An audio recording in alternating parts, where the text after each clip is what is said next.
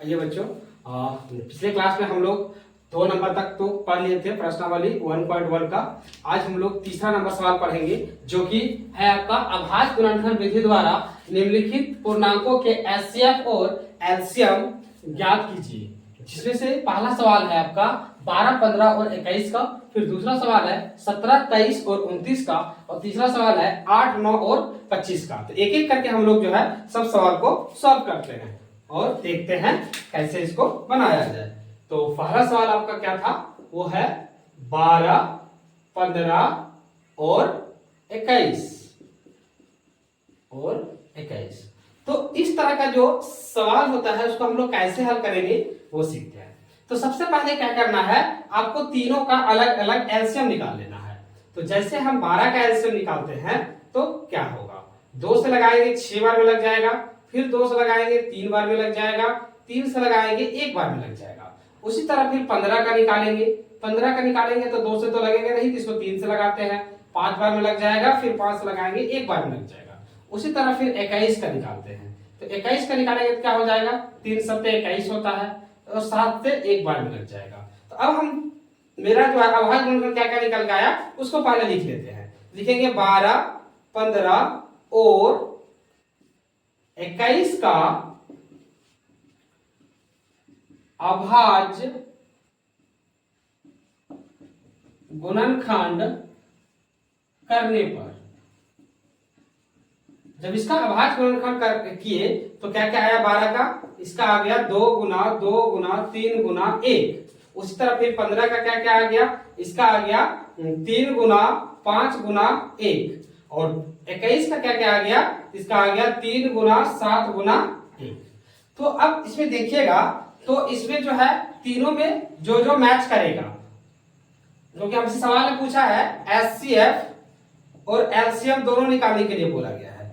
तो एचसीएफ निकालने का तरीका क्या होता है कि इन तीनों में जो जो मैच करेगा वही इसका एचसीएफ हो जाएगा। तो आप जब देखिएगा तीनों में, तो इसमें देखिएगा तो केवल 3 जो है ये तीनों में है और यही तीनों में 3 मैच कर रहा है, तो इसका एचसीएफ जो हो जाएगा वो 3 हो जाएगा। लेकिन एलसीएम कैसे निकालते हैं, तो एलसीएम में क्या किया जाता है, जो जो नंबर बच गया उन सभी का गुना कर दीजिए तो आपका जो है एलसीएम निकल के आ जाएगा। जैसे हम 2 का गुना करते हैं, बच गया 2, और क्या बचा, फिर से 2 बचा हुआ है, और क्या बचा हुआ है 5 बचा हुआ है, और क्या बचा हुआ है 7 बचा हुआ है।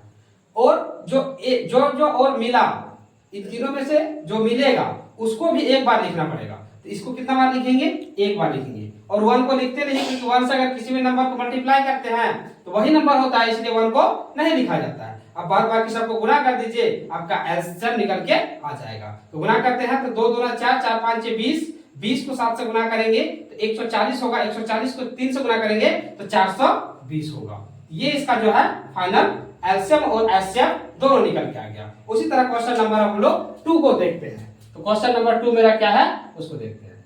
क्वेश्चन 2 है मेरा 17, 23 और 29। तो इसका भी वही काम करेंगे। सबसे पहला काम इसका क्या होगा, तो सबका एलसीएम निकाल लेते हैं। तो निकालते हैं तो कितना हो जाएगा, 17 से ये लगेगा पूरा पूरा, तो इसको 17 से लगाते हैं, 1 बार में लग जाएगा। उसी तरह फिर 23 को लगाएंगे, ये भी 1 बार में लग जाएगा, और 29 को भी लगाएंगे, ये भी 1 बार में 29 से लग जाएगा। अब तीनों का जब हम लोग 17, 23 और 29 का जब हम लोग अभाज्य गुणनखंड करने पर, तो क्या क्या आ गया, 17 का अभाज्य गुणनखंड क्या क्या निकल के आया, तो 17 गुना 1 निकल के आया। 23 का अभाज्य गुणनखंड क्या क्या आया, तो 23 गुना 1 आ गया। उसी तरह फिर 29 का अभाज्य गुणनखंड क्या क्या आ गया, तो 29 गुना 1 आ गया। अब हमसे एचसीएफ और एलसीएम पूछा गया था, तो एचसीएफ और एलसीएम आराम से हम लोग निकाल सकते हैं। तो एचसीएफ निकालने का हम लोग अभी क्या सीखे कि तीनों में जो मैच करेगा, तीनों में जो कॉमन चीज रहेगा वो एलसीएम होगा, सॉरी एचसीएफ होगा। तो अब देखिएगा ये तीनों में इस बार तो कुछ मैच नहीं कर रहा, जब कुछ नहीं मैच करता है तो जो 1 1 जो आता है, क्योंकि तीनों में 1 है तो यही 1 इसका क्या हो जाएगा, एचसीएफ हो जाएगा। तो इसका जो है देखिएगा तीनों में 1 1 है, तो एचसीएफ में कितना हो जाएगा, 1 हो जाएगा। अब एलसीएम जो बच गया सारे आपस में गुना होगा और वही क्या हो जाएगा, एलसीएम कहलाएगा। तो जैसे हम इसको 17 को गुना कर सकते हैं 23 से और फिर 29 से। अब सबको क्या करके गुना कर लीजिए। तो 17 गुना कितना करेंगे 23, तो करके देख लीजिए कितना आता है। 3 7 21 का 1 होता है, हाथ पे कैरी किए 2 और 3 और 2 हो गया 5 और इधर से गुना करेंगे तो ये हो जाएगा ये। अब ये हो जाएगा 1, ये हो गया 9, ये हो गया 3, इतना आ गया। अब फिर देखिए इसको इससे गुना किए, ये बचा हुआ है, तो अब इससे भी इसको गुना कर लीजिए। जब इससे इसको गुना करेंगे तो कितना आएगा 9 एकम 9 होता है, 9 9 81 होता है, हाथ में कैरी किए 8, 9 तिया 27 हो गया। 27 में से अगर 8 को हम लोग क्या करेंगे ऐड कर देंगे, तो 27 3 30 और 5 हो गया 35। अब यहां से इसको गुना करेंगे तो हो जाएगा फिर से आपका 2, 9 दूना 18 का 8, हाथ में कैरी किए 1, 3 दूना 6 और 1 7। तो फाइनली इसको अब हम लोग क्या करेंगे ऐड कर लेंगे। तो जब ऐड करेंगे तो क्या आ जाएगा, ये हो जाएगा इतना, ठीक है। तो जो आपका एलसीएम निकल के आया वो कितना निकल के आया, ये इसका एलसीएम हो गया। तो एलसीएम और एचसीएफ दोनों आपका जो है आ गया है। एक बार चेक कर लेते हैं। 9 एकम 9, 9 9 81 के आप कह रहे 8, 9 3 27, 27 और 8 27 3 30 5 35, ठीक है। इधर से 2 हो गया, 9 1 6 1 7, ठीक है। 9 3 8 5 13 1 10 11। चलिए यही आपका फाइनल आंसर होगा। तो 2 नंबर हो गया। अब और एक सवाल बचा हुआ है जो कि तीसरा नंबर सवाल है। चलिए इसको भी करते हैं, इसको मिटाते हैं पहले, फिर हम लोग तीसरा नंबर सवाल को देखते हैं।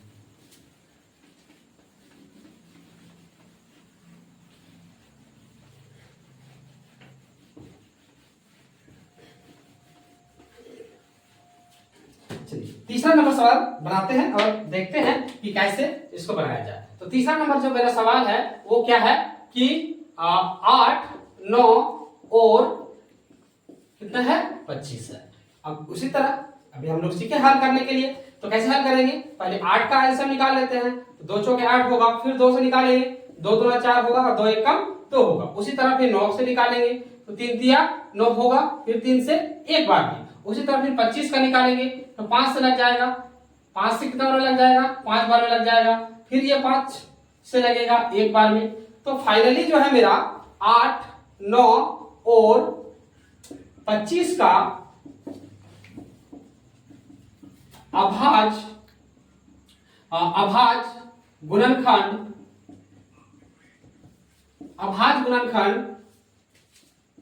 करने पर जो आया वो क्या आया, 8 का जो आया वो आया 2 गुना 2 गुना 2 गुना 1, और 9 का किए तो क्या आया 3 गुना 3 गुना 1, और 25 का जब निकाले हम लोग तो क्या आया 5 इंटू 5 इंटू 1। अब हम लोग देखेंगे कि इसका एचसीएफ और एलसीएम क्या होगा। तो यहाँ पे हम लोग देख लेते हैं कि एचसीएफ क्या होता है इसका और एलसीएम क्या होता है।